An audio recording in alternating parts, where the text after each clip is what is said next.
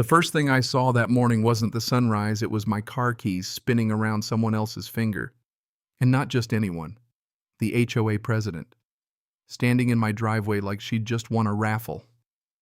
"Your vehicle is in violation," she said flat, like she was reading off a cue card. "I'm confiscating these until further notice."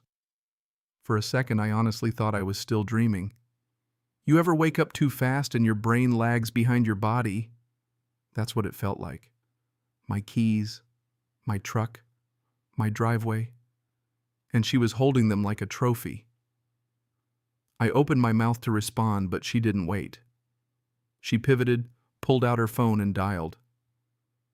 "Yes," she said loudly, projecting her voice across the lawns. "There's an aggressive male here. He's threatening me." Aggressive. Threatening. I was standing there in work boots holding a toolbox. Silent. Blinds across the street twitched. A door cracked open. You could feel it, that slow ripple when neighbors smell drama before coffee. And as she paced, nodding into the phone, building a whole story out of thin air, one thought stayed steady in my head. She had no idea who she just called the police on. My name's Clay Mortensen. For most of my adult life, I wore a badge. Not the flashy kind, not the chest-out bark orders kind. Just steady work, long nights, listening more than talking, watching how people behave when they think nobody's paying attention. You learn patterns in that line of work. You learn what ego looks like. You learn how power bends people when no one checks it. When I retired, I didn't move to Cedar Ridge to run anything. I moved here to be done running things. I wanted quiet mornings, coffee on the porch, lawns that smelled like fresh-cut grass instead of stress. Cedar Ridge looked perfect on paper. Clean streets, smiling neighbors, an HOA that promised structure without conflict. I believed that part. I didn't tell anyone I was the county sheriff. Not because I was hiding. I just wanted to be another homeowner, another guy with a mailbox. But from the day I arrived, something felt familiar, not dangerous, just off. In most neighborhoods, people walk dogs. Here she walked with a clipboard. Same time every morning, same stiff posture, sunglasses on even in low light, scanning lawns like she was dusting for prints. The first letter showed up a week after I moved in. Grass height exceeds community standards. My lawn was trimmed, maybe an inch taller than perfect if you were measuring with a ruler and a grudge. I mowed it anyway. Peace is cheaper than arguments. 2 days later, another letter. Trash receptacle visible from street for extended period. Extended turned out to be 11 minutes after pickup. I actually checked the timestamp. 11 minutes. I laughed that time, quietly. Then came porch light temperature. Too warm, then too cool. Depends on the day, I guess. It wasn't about the lawn, it wasn't about the trash, it was about control. I'd seen that pattern before, small rules applied aggressively just to see who would bend. The first time she spoke to me in person, she didn't say hello. "You're new," she said, like that was a charge. "I'll explain how things work here. We expect full compliance." Full compliance. Like this was a military base instead of a cul-de-sac. "If you have concerns," I told her calmly, "put them in writing." She blinked. Most people apologize or argue. Calm refusal confuses people who feed on reaction. "I'm the HOA president," she said. "I don't need to send letters when I'm standing here. If you want a response, I said you do." That's when her eyes changed. Not anger. Something colder. Determination. After that, the letters shifted tone. Unauthorized structure. It was the shed that came with the house. Suspicious activity. I opened my garage at 5:42 a.m. Fixing a fence became unapproved tool use. Suspicious use of tools. In my own garage. That's when I started documenting everything. Photos, dates, copies.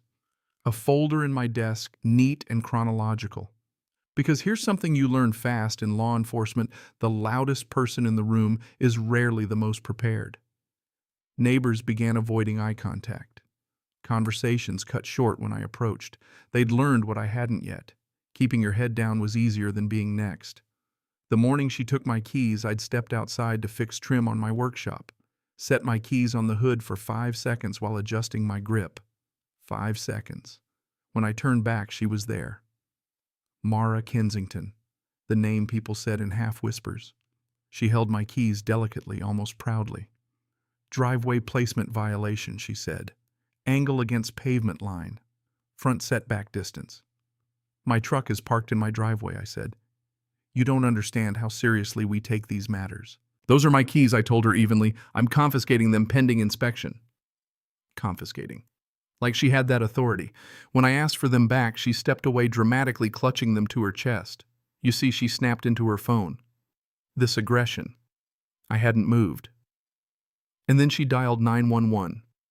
You ever watch someone commit to a lie so fully that they start believing it?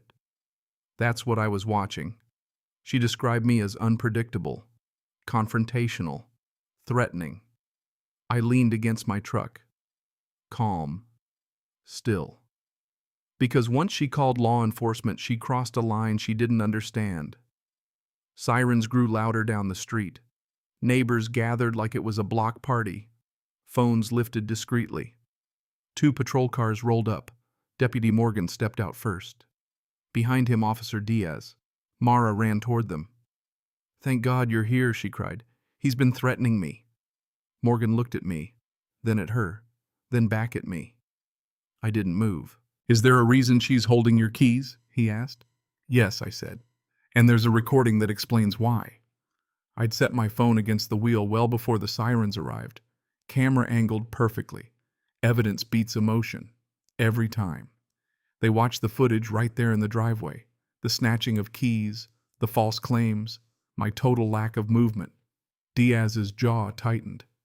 Ma'am, he said slowly, this isn't what you told dispatch. Her confidence cracked right there. Tiny fracture but visible. Morgan asked for my ID. I handed it over. He opened my wallet. Froze. Sheriff Mortensen, sir. Mara blinked rapidly. Sheriff.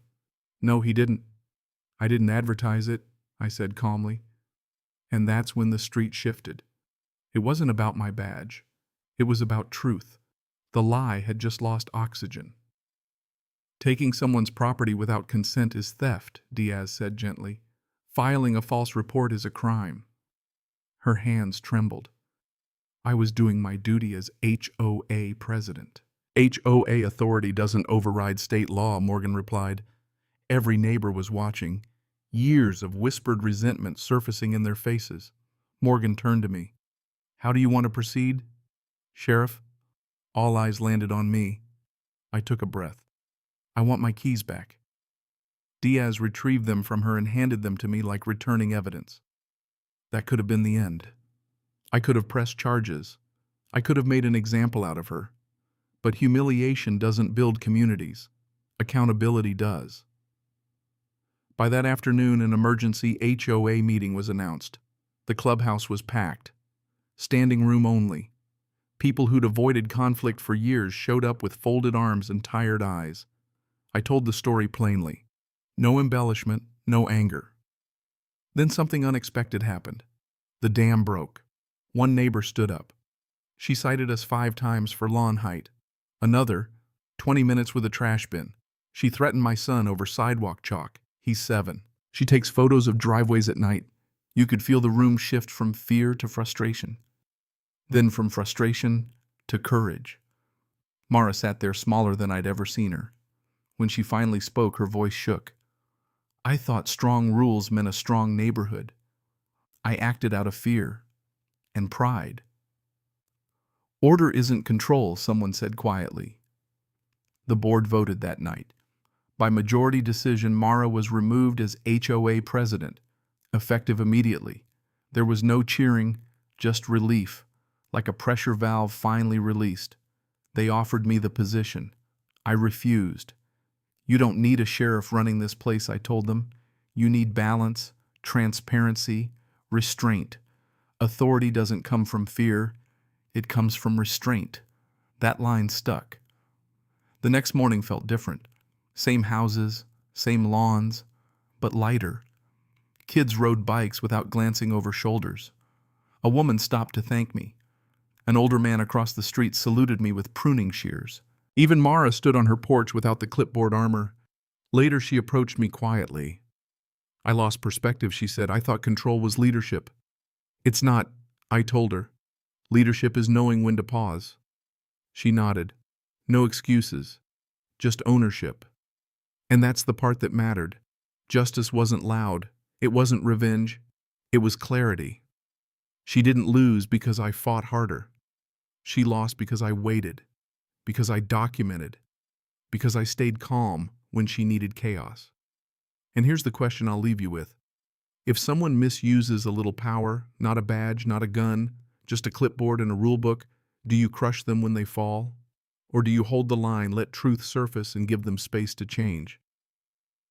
Have you ever dealt with someone who mistook control for leadership? How did you handle it? I'm curious what you'd do. Because sometimes the strongest move isn't stepping forward. It's standing still and letting the lie collapse on its own.